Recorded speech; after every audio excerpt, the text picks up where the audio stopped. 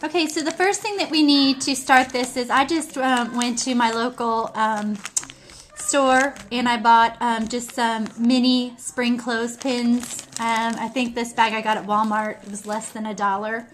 And I'm going to take my Whisper White ink and I am just going to be blotting my pen on top of my ink pad. And all I'm trying to do is get a good enough cover so that I can dye the pen white, so that it kind of blends in with our project and what we're trying to do. And using the flowers die number 2, what I ended up doing was I cut out 2 sets of the flowers. So you'll have several different sizes here. You'll have 3 different sizes. And this is on the same designer series paper, and it's just double-sided. And what I'm doing is I'm just layering and altering each flower and each size. So I'll have, you know, one color, and then I'll take the other color, and then I'll lay the petals in between, just so that when I'm altering them, that the color or the pattern and color are both rotated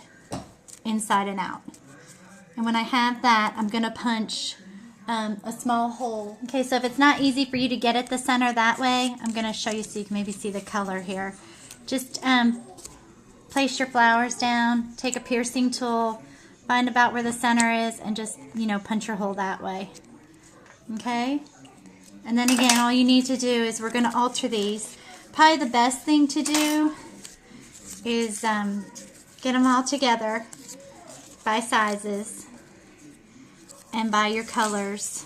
So we're going to start, I think I was doing mine white and red, white and red,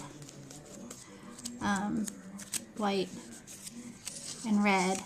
And then I'm going to be using a brad from the Sending Love epoxy brads, and I'm going to just be threading each one onto my brad. Okay, so I would just put them on individually so they're easy to get on, and then once you have them all onto your brad, then you can go back, seal your brad off on the back, and then I would go in and just kind of turn them so that each one is kind of fanned out. And you can do that as one of your last steps if you want. However you want to do it is fine. But what I am going to do too is I'm going to fold the petals up, and I'm going to start with the top layer, and I'm going to just take the first flower and I'm going to try and crinkle this up as tight, and just make sure you take one flower at a time and just take it and just smush it up inside as tight as you can get it, and then take the next flower and do the same thing, and take each petal and just move it up as tight as you possibly can in there. And the next one, and move it up. And just be careful you're only grabbing one flower at a time, because you can end up ripping the petals, which you don't want to do. And I took this one, same thing. And this is how I basically created the flowers on each of my stands. And then you don't have to, you know, get as tight with the rest of them. You can just do the first couple pretty tight. It's up to you. It depends how much you pull up and how much you fold on how tight they get. So just kind of bend them around. No flowers ever totally flat or perfect. And then again, I just want to make sure that I kind of fan them out a little bit so that you can see, you don't want to see any really holes or gaps, but you want to be able to see like a full flower in there, something that makes it look full. And then the next thing I did was I attached it, and probably the best way to attach this on would be a glue dot. Okay, so I just take a glue dot, pretty much just apply it into the center of your piece, and then I just took my flower, put it on there, and just kind of centered it onto my scallop. And that was cut with my scallop number 2. And don't push it all the way down till you're sure you've got it to about where you want it. Sometimes it looks like it's centered, and then when you pick it up and you move it, you find out, well, maybe it's not quite as centered as I thought it was. So that's how my first one came out. Okay, now if you don't have the Big Shot, you could use the new flower punch that just came out in the mini occasions. I'm going to do the same thing. I'm going to take a piece of the designer series paper that is double-sided, and I'm going to punch out 7 of these. So I will have 7 flowers. Okay, and I'll do the same thing. I'm just going to rotate these by color, alter them.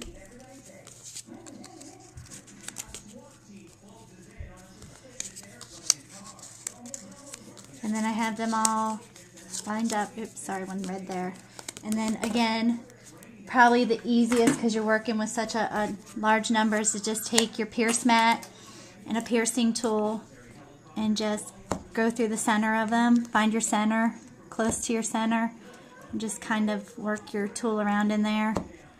And then again, take a brad and place it in. Again, doing the same step. I just want you to take each individual flower and bring each petal up and just make it as tight as you can. Just fold it up there as tight and crinkle it as tight as you can. There's really no right or wrong way of doing this. It's just a matter of grabbing, folding, and smushing. Them all folded up, and you don't have to do all of them. You could just do some of them. It just, again, depends on the look that you want. Just try and open them up a little bit.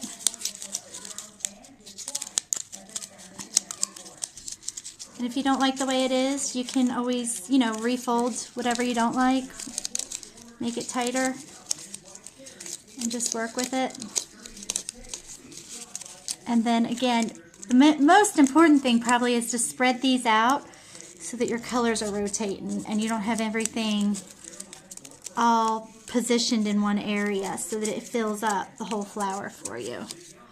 And then when you have that, you're going to do the same thing. I took a pink and I just placed that in the center. Okay, so once your things are dry, your clothespins are dry, I would take some hot glue and spread some hot glue on them, and then take your stick and just hold your stick on there for a few minutes until it dries. Okay, then this is just a bucket that I found at the dollar spot at my local Target, and I'm taking some florist styrofoam, I guess you'll say, and putting that in there. Okay, so I basically have 3 different heights that I put my sticks in, and then, you know, I just want 3 different hearts, and this one seems a little bit taller, and again, you can adjust them, and if you can't get them down as short as you want, just take a really good pair of scissors, and I hope these will work.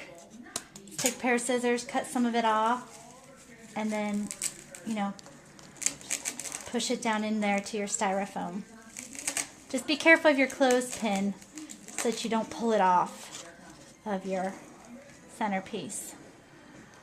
Okay, and then just to finish it off, if you want, you can take, you know, a piece of ribbon and just tie a piece of ribbon around maybe your front flower, since you won't see your other flowers in the back.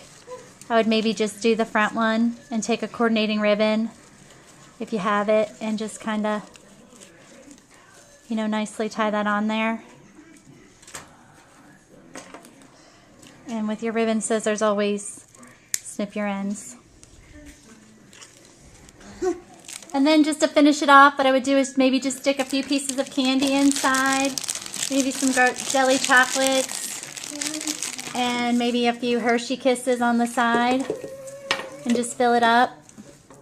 And you'd have a really cute little candy gift for a teacher or a friend, coworker, whatever, just to let them know that you're thinking about them on Valentine's Day. Thanks a lot for joining me. Bye-bye.